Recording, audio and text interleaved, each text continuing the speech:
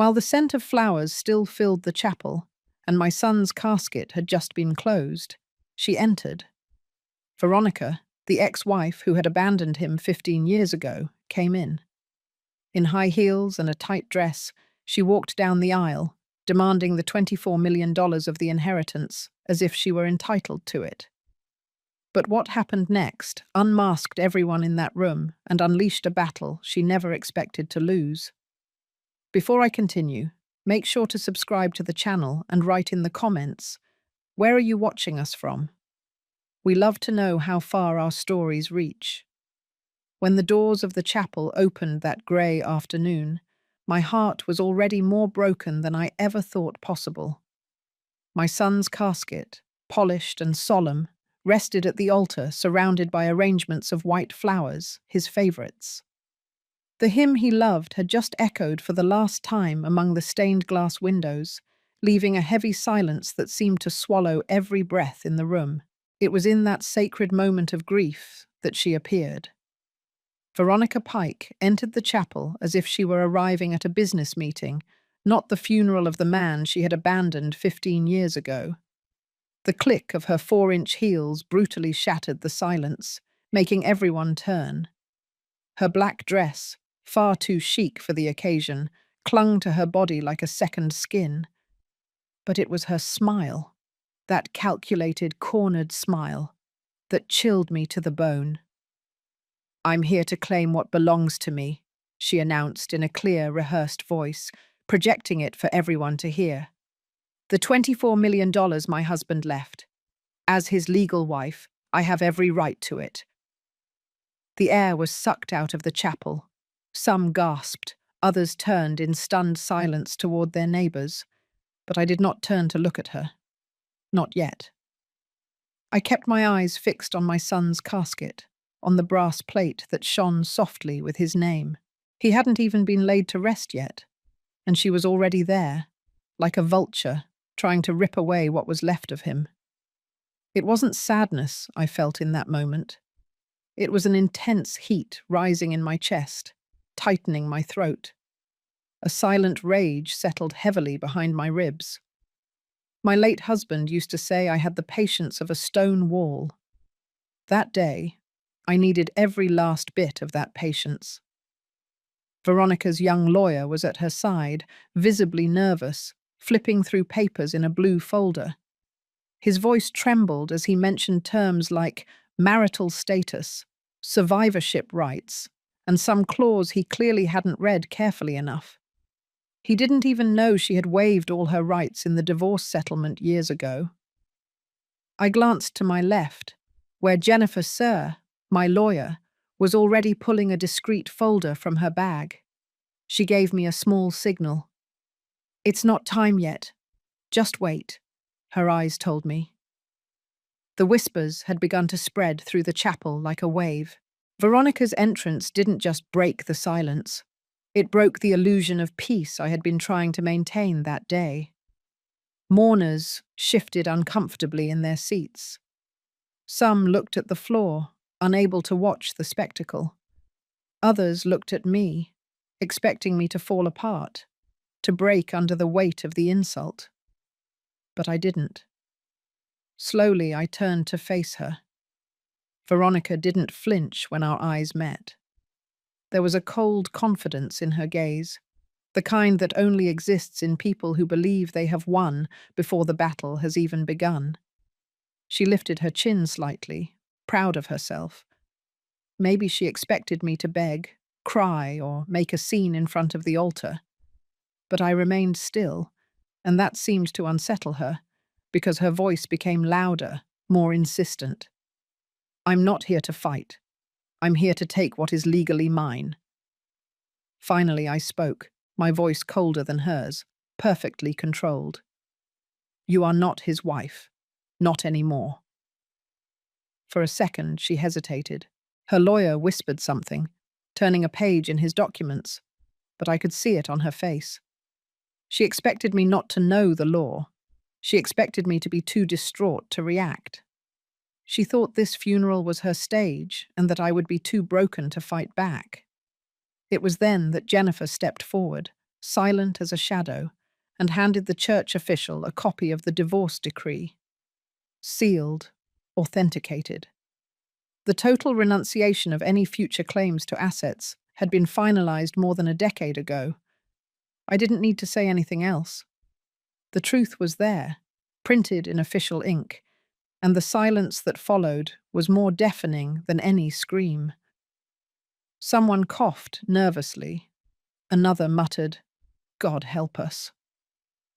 Veronica stood still, her lips tight, her eyes scanning the pews of the chapel. She was waiting for someone to defend her. No one did. And I stood there, not triumphant, not arrogant, just firm. I spent 15 years raising my son alone, after she left him with nothing but medical debt and a broken heart. I was there for every radiotherapy session, every surgery, every late-night call when the pain came faster than the medication could keep up. She was absent, completely gone until the money was worth coming back for. When I finally turned to leave the chapel, I didn't look back. I walked toward the exit with Jennifer at my side, our steps slow and even, as if we were marching toward a battle that was just beginning. I heard someone whisper my name with sympathy. Another said, "Justice." But I didn't need sympathy. I didn't want justice, not yet. Because I knew this wasn't over, not by a long shot. What was to come would make the funeral seem like only a prelude. Outside, the wind had picked up, whipping dead leaves around the stone steps. Jennifer caught up to me and silently handed me a brown envelope. I tucked it under my arm without a word. We both knew I would need it very soon. The funeral director met us on the sidewalk, visibly shaken, to apologize for the interruption. I told him not to worry. "Death doesn't always bring dignity," I replied. He didn't know what to say after that, and I didn't need him to. We got into the car. Jennifer drove.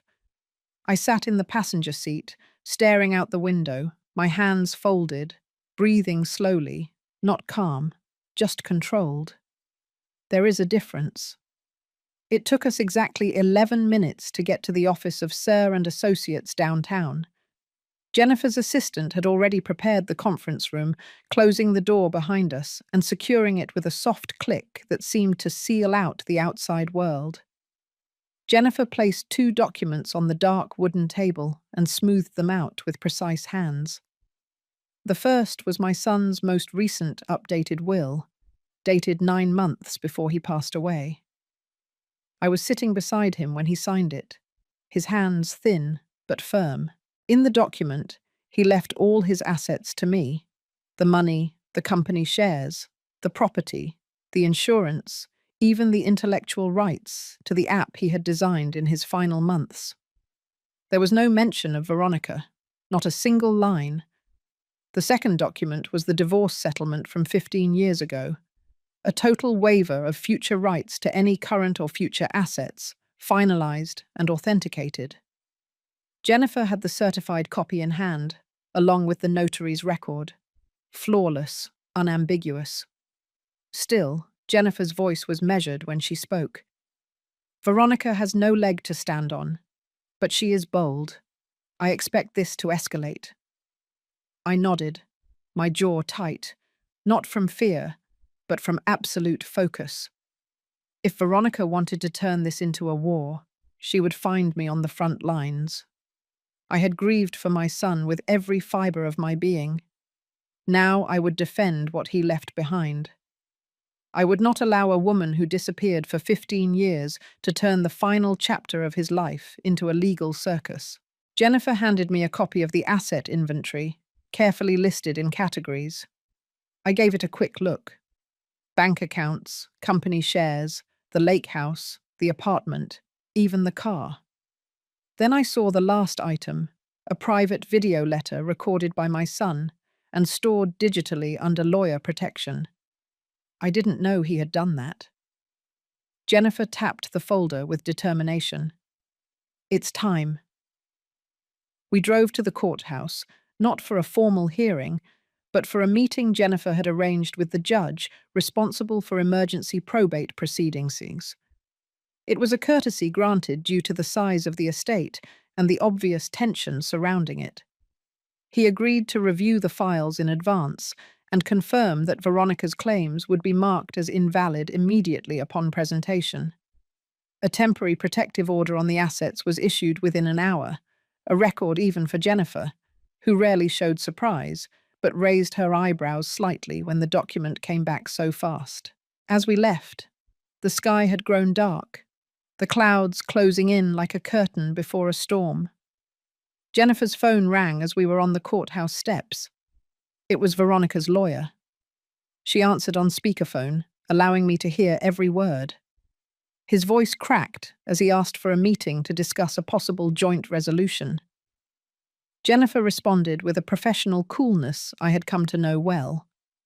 All conversations were to be in writing, and Veronica's interference in a religious service would be included in any formal response.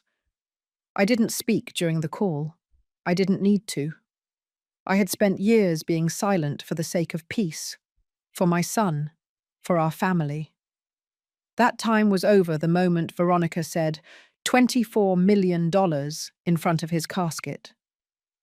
That night, at home, I opened the private video letter. My son was sitting in the chair by the window, the same chair where we used to read together when he was just a little boy. His voice was calm, his tone clear and firm, despite his obvious physical weakness. He talked about the foundation he wanted me to build, the community scholarships, the memorial garden behind the tech lab. He talked about me, about how I supported him, about the strength he hoped I would continue to show even after he was gone. Then, near the end, he said something I will never forget. "If she comes back, I need you to stand your ground, not just for me, but for you. She walked away from me, but you, Mum, you never did. You deserve everything I left you. I chose you."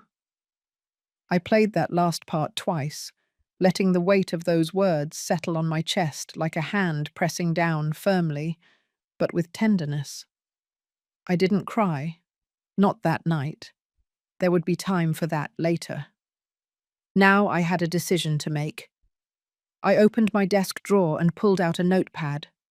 I wrote down 3 names, 3 people who had stood by my son when Veronica hadn't, 3 people who witnessed things, who knew things. One had access to hospital records. Another had filed the development contracts. The third possessed personal emails that had never been disclosed. This wasn't about revenge. It was about protection. I would not let her rewrite his story, not while I had breath in my lungs, not while I still had his voice in my ears. The next morning, the news spread.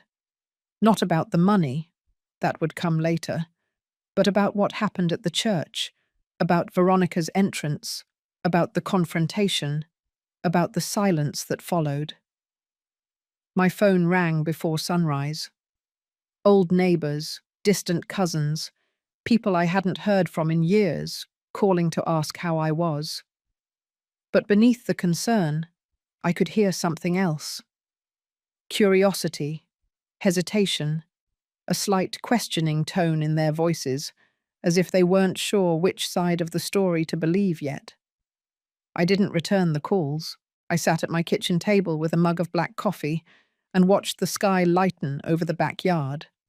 The same yard where my son had played as a boy, where we had weekend barbecues, where I planted forget-me-nots along the fence during his first round of chemo. It was a quiet space, a good place to think. But the quiet didn't last. Around 10 a.m., Veronica posted a photo, a cropped image of my son from years ago, one she had no right to share. The caption was short: "Heartbroken to say goodbye to the love of my life. May justice be served."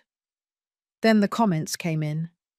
Most were from people who didn't know or care to know the truth. People who took her version of the story and spread it like fire on dry kindling. There were sympathy emojis, words like brave and unfair and tragic. Some mentioned lawyers. One said she should fight for what was hers. It was at that moment that things changed. I already expected a legal battle. I had already secured the documents. But this was different. This was public. It was image. And if I had learned anything in the last decade, it was that people believe what they see first, even if it is a complete lie. I messaged Jennifer. The response was lightning fast. "We're already monitoring it. We're preparing a timeline for release." Within an hour, my son's CFO, Sarah, called to say she had received 2 calls from journalists asking about the widow. Sarah said that word with a bitter squeeze that I deeply appreciated. I told her to wait. We weren't going to react. We were going to respond. And there is a fundamental difference between those 2 actions. At noon, I drove downtown to meet with Jennifer. She had reserved a quiet room in a private library that used to be a bank. Thick, soundproof walls. We didn't want eavesdroppers. What we had to prepare was no longer just legal. It was reputational.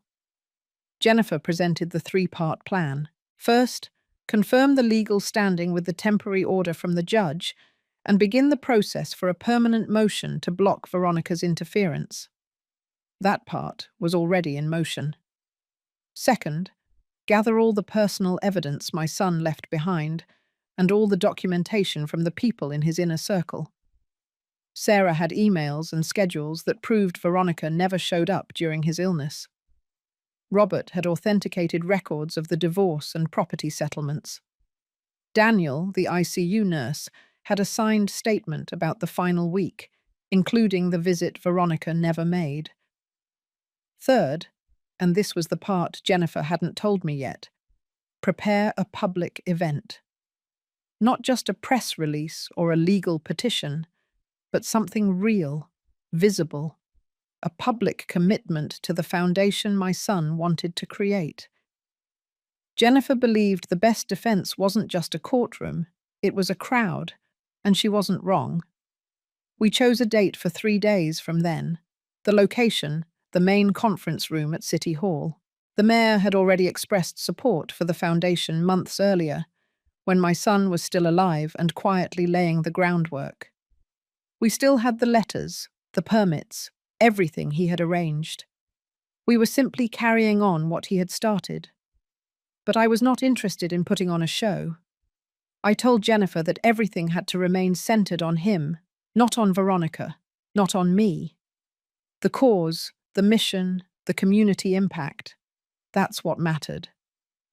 Still, I knew Veronica would come, and I needed to be ready. That night, I visited the old tech office where my son used to work. The lights were off, the furniture covered. The team had moved after the acquisition, but Sarah still had the keys. She met me at the front and led me to his old desk. The chair was still there, as was the mug with a chip in the handle. The whiteboard, with half-erased notes on the app's functionality, in his handwriting that I would recognize in a million. Sarah handed me a flash drive without saying much, just pressing it into my hand with a determined gesture. Inside were the last 2 months of my son's private emails. She had filtered out everything that was irrelevant.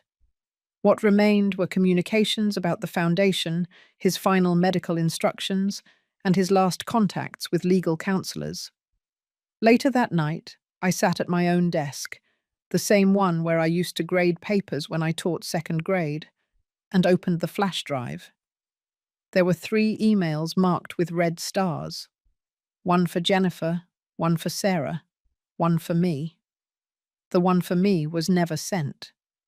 He had saved it as a draft. It said, "Mum, if you're reading this, I'm gone. And if she shows up, I know it will be hard, but I need you to remember that you're the only one who stayed. You were there when I couldn't walk, when I couldn't sleep, when I was more tubes than skin. You never left the room, so don't let her rewrite what you and I went through. I chose you, not her, never her." It was at that moment that my doubt vanished. It wasn't that I planned to give up, but something inside me became calm. I had carried grief and fury all week. Now I had clarity. Veronica wanted to use public opinion as a weapon. I would raise the truth, not just in the courtroom, but in front of every person who had seen her post and believed the lie. 3 days after the funeral, I entered City Hall through the back entrance. Jennifer had arranged it that way, less noise, fewer eyes. The auditorium was already filling up. Local press, tech investors, community leaders. The mayor's office had confirmed his presence, not to give a speech, but to show support. That mattered more. The event was simple on paper, a dedication, the public launch of the Holbrook Memorial Foundation. But we all knew it was more than that. It was a message. Chairs were set up in rows in front of a projection screen. A banner was hung near the front. A legacy of purpose. My son's face was on the program, smiling in that understated way he always had when he was proud but didn't want attention. That smile would speak for him now. Jennifer and Sarah handled the press check-in. Robert was stationed near a side table with legal folders. Daniel, the nurse, offered to accompany older guests. Everyone had a role. Everyone understood what was at stake. At 12 minutes past 10, the doors closed. At 5 minutes past 10, Jennifer stepped up to the podium and tapped the microphone once. She didn't smile. She wasn't there to charm anyone. Good morning. We are here to honor the vision and values of a man who lived with a quiet brilliance and left behind a plan to make an impact. What you will see today is not about loss. It is about intention, about clarity, about truth. She stepped away and the lights dimmed. The screen lit up with a video dated 5 weeks before his death. My son was sitting in a chair, shoulders a little slumped, eyes tired but focused. The background was his home office, the one filled with books and plants and photos that I knew by heart. His voice came through, calm but firm. If you're watching this, I'm no longer around. But I wanted to explain in my own words why I made the decisions I made. I didn't want confusion. I didn't want arguments. I wanted the truth to speak for itself. He went on to describe his illness, his hopes for the foundation, his decision to leave his assets to me and me alone, his reasons. They were not emotional, not vengeful, just measured and clear. She walked away, he said without hesitation. When I needed her most, she wasn't there. And when I built something worth coming back for, she came back. I cannot allow that to define my legacy. I am choosing the person who never left. The room was in absolute silence when the video ended. No coughs, no shifting, just stillness. I stood up, not because I wanted to, but because I had to. I walked slowly to the podium, feeling the weight of all the eyes. I had spoken in classrooms for 30 years, given eulogies, birthday toasts, and retirement speeches. But this moment was different. This wasn't about celebration. It was about drawing a definitive line in the sand. I thanked everyone for being there. I acknowledged the mayor's presence. Then I read the names of the first scholarship recipients. I read the names of the local schools that would receive tech support. I described the emergency medical aid fund that would bear my son's name. The audience listened intently. No one interrupted.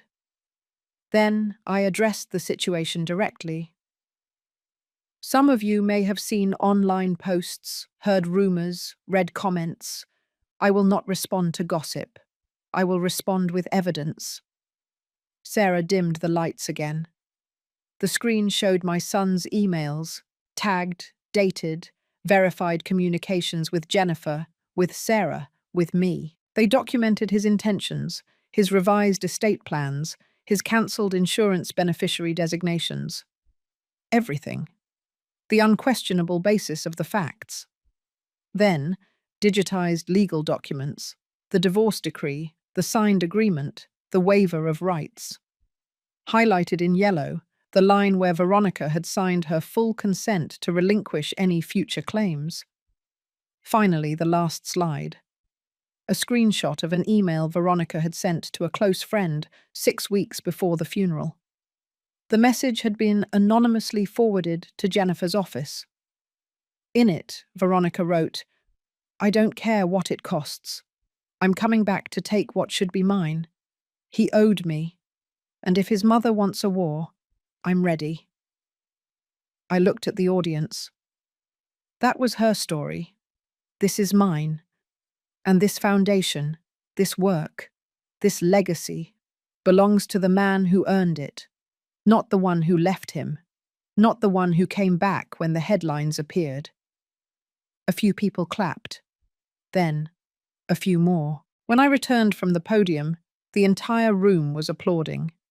I didn't smile. I didn't bow. I just nodded once and returned to my seat. Veronica was there. I had seen her arrive late. She sat in the back row, sunglasses on, her lips tight. When the lights came up, she got up and left. She didn't make a scene. She didn't speak. But her heels echoed loudly against the floor as she left, as if she wanted to be heard, as if she wanted someone to go after her. No one did. Jennifer leaned toward me. "She's going to come back swinging." I didn't answer. I didn't need to.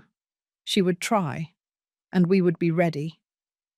After the event ended, people came up to me, shook my hand, told me stories about my son I had never heard before.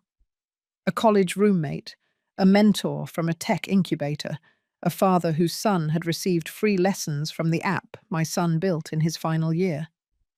That afternoon, a photo of the event appeared on the news. Me standing at the podium, one hand on the lectern, the other holding the program. My son's face on the screen beside me. The caption read, "A mother protects her son's legacy." And that's exactly what I had done. Publicly, clearly, without screaming, without anger, but with every fact sharp as a knife. The next morning I woke to silence. No new texts, no missed calls, no emails from Jennifer. But I didn't mistake the stillness for peace. It was the kind of silence that comes right before something breaks. At 8:30, Jennifer sent me a single message. "Stay off social media." Her tone was always controlled, but I could feel the urgency behind those 4 words. I obeyed, but I didn't have to wonder for long. Sarah called 30 minutes later. Veronica posted something, a video clip, chopped up edits of your son out of context. She makes it look like he regretted changing the will. I closed my eyes and took a deep breath. The event at City Hall had rattled her. Now she was playing dirty. That afternoon, Jennifer and I met again in the same private room in the old bank building. She had already downloaded the clip, backed it up, transcribed it, and had a team verifying its edits. There was no full footage to pair with it.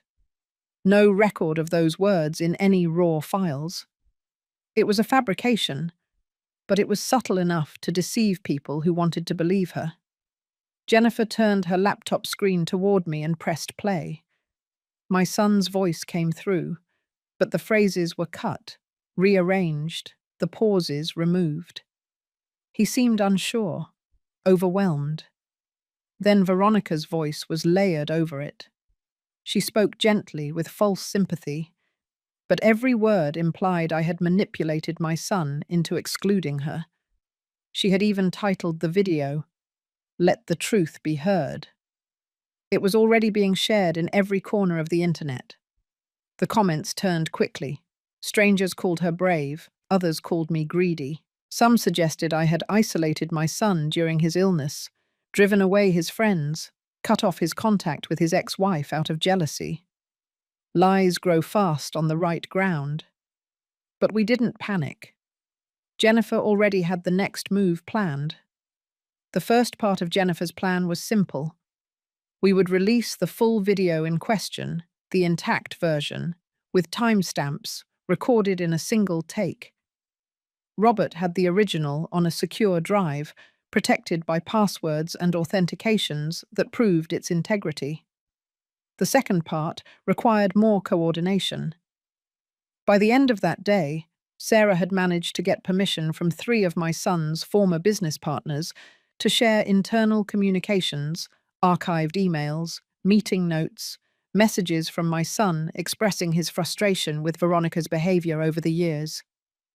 In one message dated 2 years before his death, he wrote, "She contacted me again, not to ask about my health, not to apologize, just to see if the IPO had gone through. I'm tired of pretending people care when they don't. I don't have the energy for this anymore." Jennifer compiled all of this into a meticulously organized packet labeled Documentation of a Pattern of Behavior. Clean, professional, devastating in its simplicity. The next morning, we held a press conference. It wasn't flashy, no elaborate podium, no dramatization, just a conference room with a projector and printed packets for every person in attendance. Jennifer opened with a single phrase that resonated through the room. "Disinformation is dangerous. Here is the truth." Then we played the full original video. My son's unedited message, calm, clear, confident. He explained his decisions without hesitation, without confusion.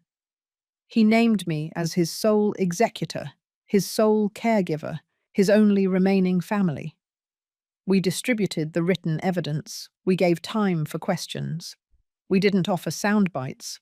We didn't create narrative spins. We simply presented unquestionable facts.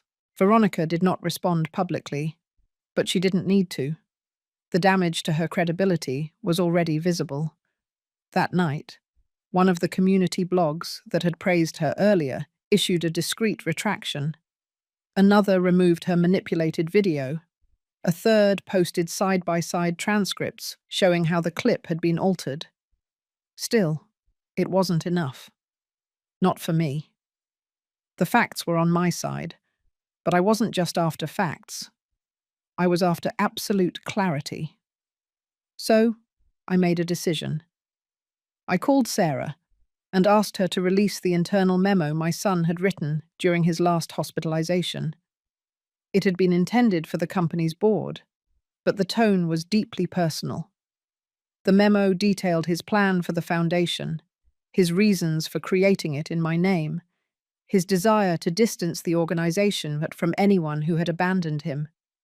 At the end, he wrote, "I don't want my name used for anything fake, anything shallow. If people are going to remember me, let it be for what I actually did and who actually supported me." Jennifer hesitated before agreeing. It was a powerful piece, but it would also stir things up again. I told her that was precisely the goal. The memo was released at noon, with the board's consent and backed by the foundation. It did not attack Veronica directly. It did not mention her by name, but it exposed every lie she had told simply by existing, like a ray of light that dispels shadows. By the evening, I began to receive messages. Strangers, survivors of serious illnesses, caregivers, people who had watched loved ones die slowly and alone. They wrote to say they understood. They believed me. They had seen people show up too late just to claim something they hadn't earned. But even that didn't satisfy me completely, because Veronica was not finished. At 10:30 that night, Jennifer called me again. "She filed a motion to contest the will. She alleges your son was coerced. She alleges he was not of sound mind when he made the final changes." I asked Jennifer how strong the allegation was. "Weak," she replied, "but it will force a formal response. It will initiate discovery. It will open up records." I told her I wasn't afraid of the records. Let her go for it, because the deeper she digs, the more she will uncover the truth she was trying to bury. This was no longer just about a lie. It was about character, and character has a wider reach than money. The motion arrived late on a Thursday. Jennifer forwarded the document to me at 9:42 p.m., exactly as I knew she would, clean, annotated, with a short note at the bottom. You don't need to respond yet, but you should see this. I read every page with meticulous attention. Veronica's legal team accused me of undue influence. They alleged my son had been emotionally manipulated, that I had isolated him, that I had coerced him into rewriting the will when his mind was clouded by medication and illness. They called me controlling, oppressive, ruthless. I sat alone at my kitchen table, the same table where I used to spread out science projects and vocabulary flashcards, the same table where I had shaved my son's head after his first round of chemo, trying to make him laugh as his hair came out in clumps.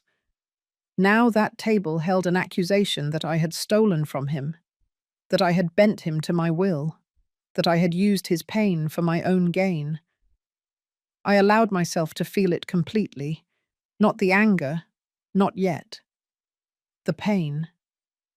It settled in my chest like something old returning, something with weight, something I thought I had already made peace with. That pain came back that night, because reading that motion was reliving every hour I had sat by his side, every time I had held a vomit bag in one hand and his fingers in the other, every time I had pressed the morphine button when the nurse wasn't getting there fast enough. They called me ruthless. But they weren't there when I read to him while he was nauseous, when I changed the sheets at 3 a.m, when I massaged his feet so he could sleep. They weren't there the night he woke up screaming and couldn't remember what year it was. They weren't there the afternoon he asked me, clearly and with full capacity, to make sure she never received a penny. I was. So I let the weight settle. I didn't fight it. I didn't push it away. I poured myself a glass of water. I stayed still, perfectly motionless, as I let the words wash over me.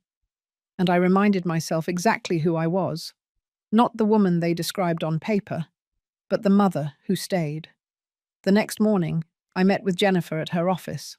She had already drafted our initial response, but before filing anything, we sat in silence for a while.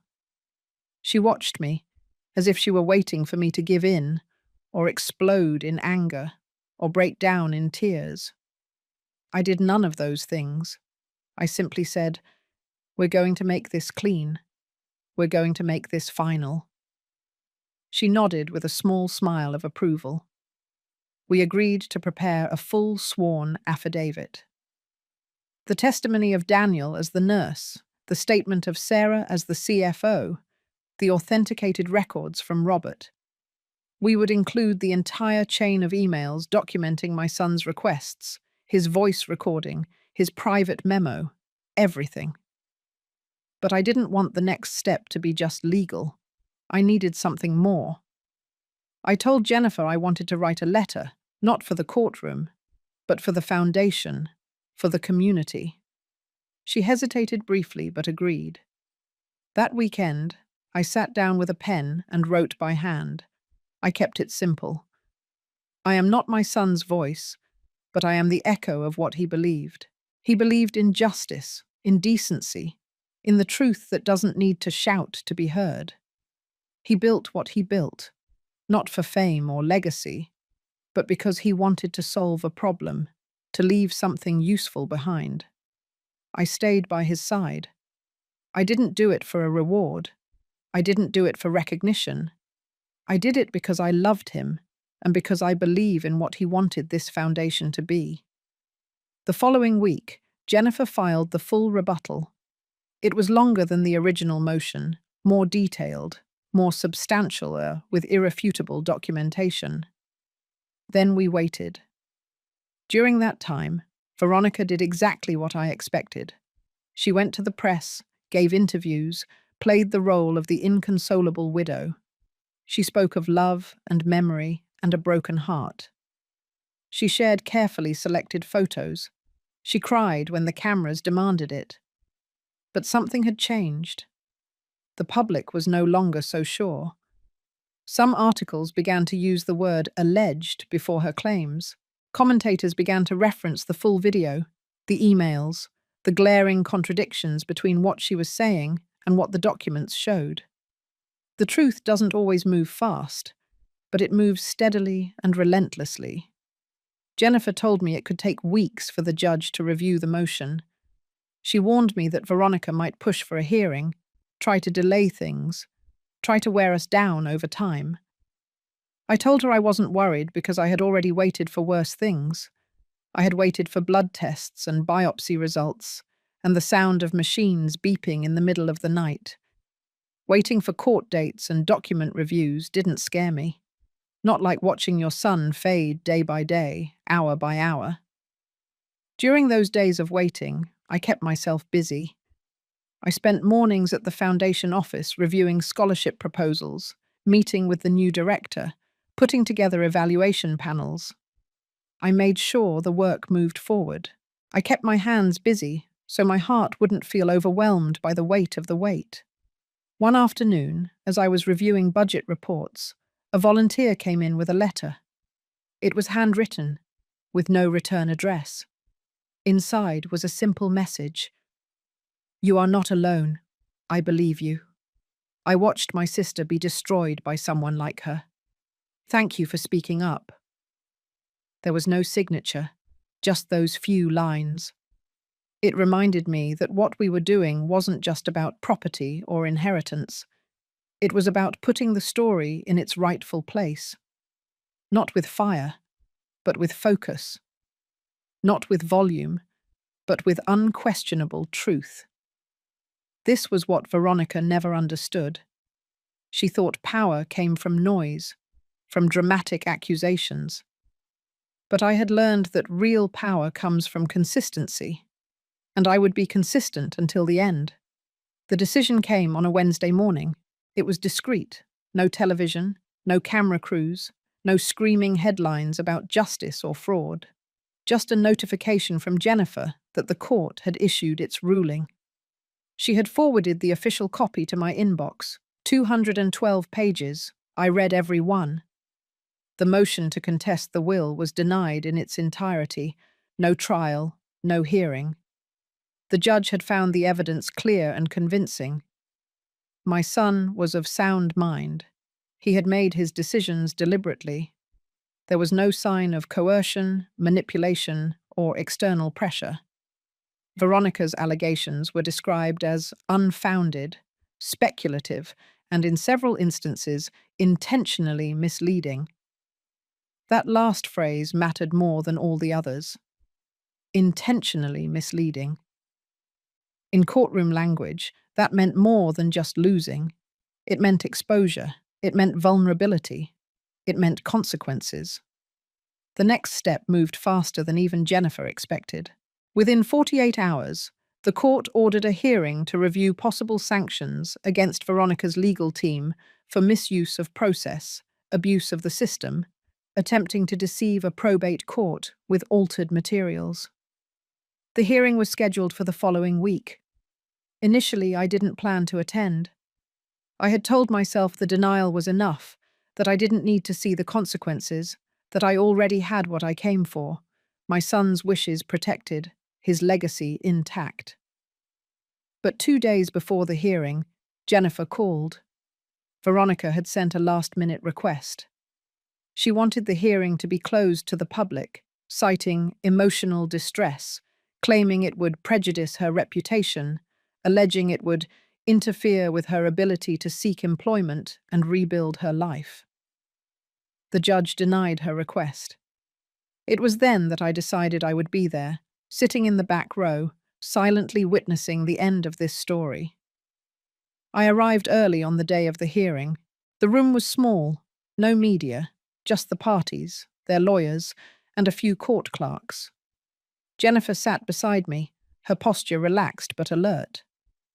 Veronica walked in 5 minutes before it started, wearing a navy blue suit that was overly formal for the setting. Her hair was pulled back in a messy bun. She didn't look around the room. She knew I was there, but she didn't face me. The judge entered, The hearing began without ceremony, without drama, without theatrics, just a methodical analysis of what had transpired.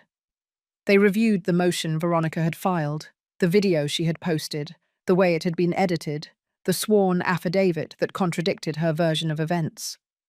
They analysed the financial records, the legal history, the pattern of her communication with people close to my son, the timing of her appearance, her social media statements before and after the funeral. They disassembled everything, piece by piece, exposing every contradiction. Her lawyer tried to argue that she had been misled, that she hadn't fully understood the risks, that she had acted out of grief. But the judge interrupted him with words I will never forget. Grief for a man she abandoned does not excuse the manipulation of this court.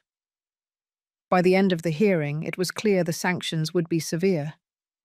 Veronica's lawyer would face a formal review by the state bar.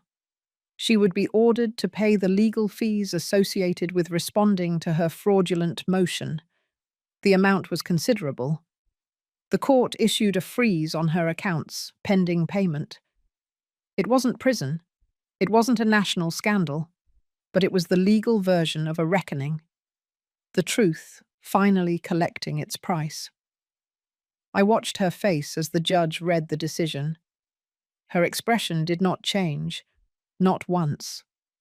But her hands betrayed her apparent calm, clenching, unclenching, one after another in a nervous rhythm.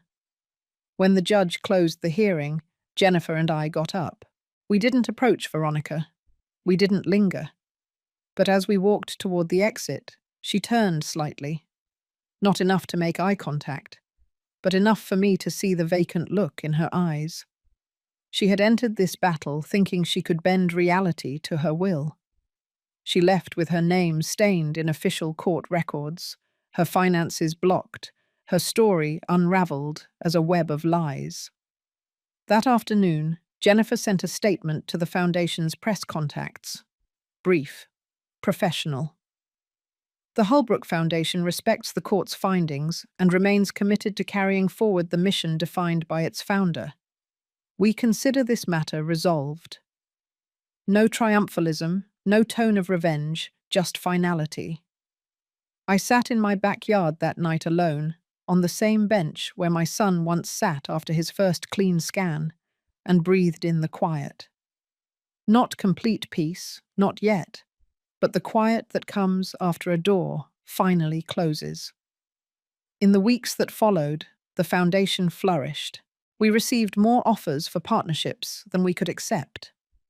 The first scholarship recipients were already being selected. The memorial garden behind the lab began to take shape. As for Veronica, she disappeared from public life as completely as she had disappeared from my son's life 15 years earlier. No more posts, no more interviews, no more letters or emails or attempts at contact. One day, I received a piece of mail, a simple envelope, no return address, just my name on the front. Inside, there was no letter, just an old photo of my son as a boy and a piece of paper with a single word. Sorry. I didn't respond. There was no need. That chapter was closed, not with a shout or a celebration, but with the calm certainty of someone who protected what mattered. I still receive letters from women I have never met, from daughters watching their mothers suffer, from mothers watching their children become strangers. They don't ask for magic, just for truth, and I give it to them, simple and unshakable. You are not alone. You never were. Your story doesn't end with the abandonment. You can draw the line. You can take the pen again. And even if the world never applauds, your piece is the most important applause. Now, if you liked this story, give it a like to support us and click on this next video that's appearing on the screen, because in it, there's a story of betrayal and a twist like you've never seen before.